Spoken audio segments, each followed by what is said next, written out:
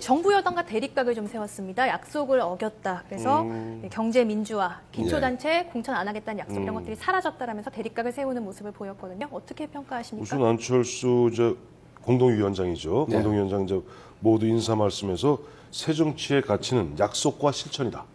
우선 못을 받고 그다음에 구체적으로 박근혜 대통령, 박근혜 정부가 약속을 어겼다. 일종의 네거티브 전략입니다만 뭐 네거티브도 그건 선거의 훌륭한 전략이기도 합니다. 그러면서 상대방 박근혜 정부에서는 일단 경제 민주화 등 이와 같은 약속은 심지어는 금기어가 돼버렸다 하는 그런 강한 톤으로서 이제 비판을 하고 그다음에 기초선거, 이 정당 공천 배제 문제를 다시 언급하면서 다시 한번 촉구한다. 지금이라도 기초선거, 정당 공천 받아들여라. 무공천 받아들여라.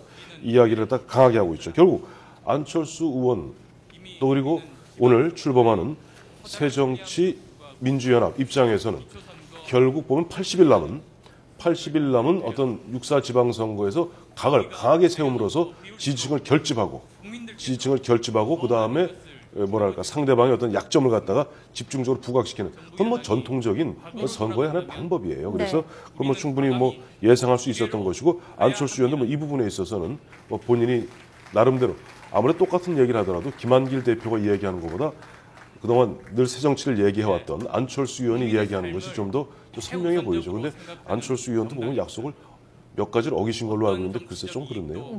몇 가지 어겼다는 게 어떤 거죠? 뭐 대표적으로 그랬지 않습니까? 대표적인 안철수 의원이 약속했던 게 뭐죠? 지난 1월 27일, 1월 21일, 1월 제주 선언하고 2월 17일 창당, 새정치연합 창당 발기남자 절대 연대 안 하겠다. 연합 안 하겠다. 근데 끝까지 6월 4일 독자 후보 내겠다. 근데 그 부분에 대해서는 심지어는 자기 공동위원장들한테도 알리지 않고 일방적으로 결정하지 않았습니까? 그런데 이제 그렇게 자꾸 보면 상대방 약속 어기지 않았다고 뭐 이야기하니까 조금 뭐 듣기가 그렇습니다. 제가 볼 때요, 야당이 말입니다. 작년 내내 그 정쟁의 주체였다는 비판을 많이 받았잖아요. 특검 관련 얘기 많이 나올 때마다 그랬고, 장애투쟁 나올 때도 별로 동력을 못 받았고요. 새정치연합과 이제 민주당이 이제 그야말로 통합을 해서 새정치 민주연합을 만들었으니까 저의 관심은 그겁니다. 지방선거에서 각 지역마다 특성이 있고 지역마다 쟁점이 있고 다 다르겠습니다.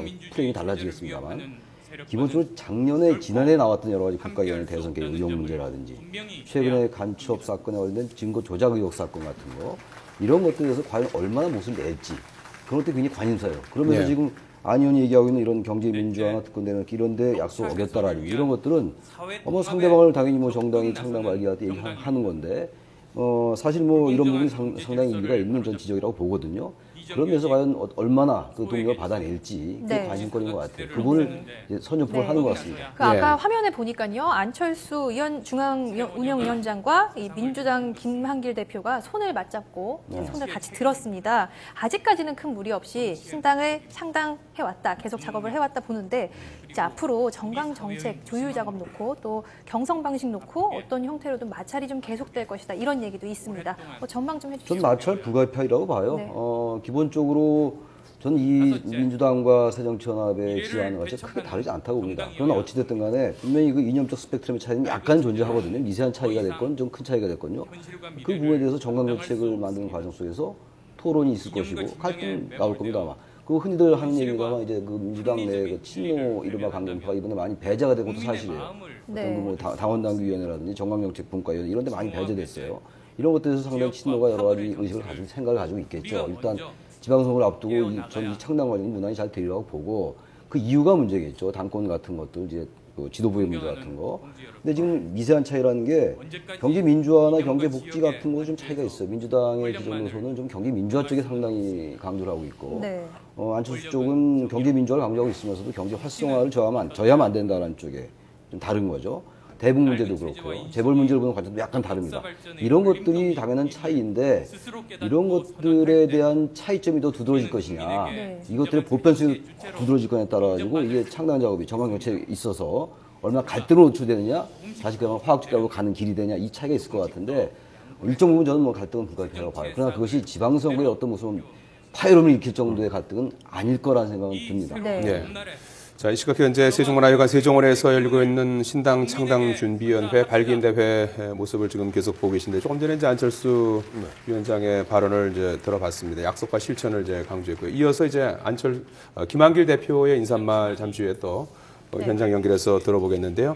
오늘 발기인 대회는 뭐 아시는 것처럼 이제 창당 절차의 이제 첫 그렇죠. 단계로 이제 창준 신고를 위해서 200명 이상의 발기인들이 모여서 대회를 하고 6개 지역에서 창당 대회를 열고 26일에 중앙당 대회를 그렇죠. 여는 것으로 이제 오늘은 창당 절차를 각 양측에서 330명씩 발기인들이 왔다고 그러죠. 660명에다가 말씀하신 대로 그다음에 이제 6개 지역으로 원래 5개 원래 정당법상 5개 지역으로만 이제 분산되면 됩니다만은 6개 지역 보면 이제 도지부죠.